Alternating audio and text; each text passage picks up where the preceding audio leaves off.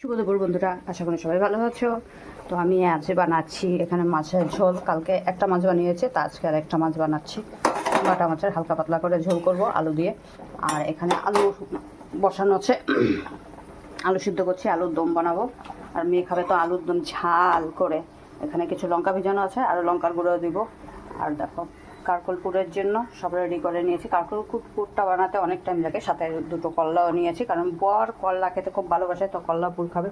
আর এখানে মাংসের তেল আছে, সেটা দিয়ে আজ বানাবো হলো কারকল পুর। আর আমার ঘরে তো বাটা মশলা ছাড়া তরকারি হয় না, কারণ তরকারি আর উদ্ধার নেই, বাটা মশলা ছাড়া করতেই পারবো না, খেতেই চায় না কেউ। তো বাইরের ওয়েদারটাও দেখাচ্ছি। কয়েকদিন ধরে তো গরম তো ভালোই একটু কমেছে, অতটা গরম দিচ্ছে না, কিন্তু রোদ্র তাপটা আছে।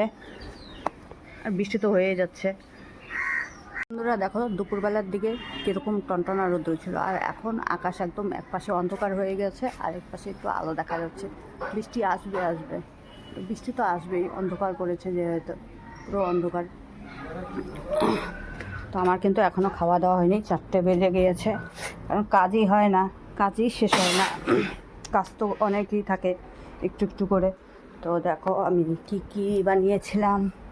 মাছের ঝোল তো করেছিলাম, দেখো মাছের ঝোল এখানে।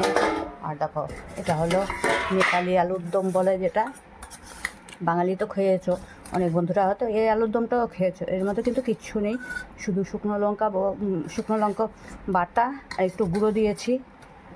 আর হচ্ছে রসুন 2-3 রুয়া, 5 ফোড়ন সম্বার, শুধু তেল ভাবের মধ্যেই এটাকে ভাজতে হয়। তো আর তারপর পুরটা আজকে মানে কি এখন করিনি, যেহেতু শরীরটা রান্নার অনেক লেট হয়েছে, শরীরটা খারাপও লাগছিলো, এতক্ষণ থেকে শুয়েছিলাম। তারপরে দেখা হয় যে আর কারকলগুলো ফ্রিজে ঢুকে রেখেছি, এটা কারকলপুরের মশলা। তো বন্ধুরা আজকের মতন ব্লগটা আমি এখানেই শেষ করলাম। তোমাদের যদি পছন্দ হয় অবশ্য লাইক করবে, সাবস্ক্রাইব করবে। আর আমার শরীরটা ভালো নেই, জ্বর এসেছে, তার জন্য আরও কাজের লেট। টাটা সকল বন্ধুকে।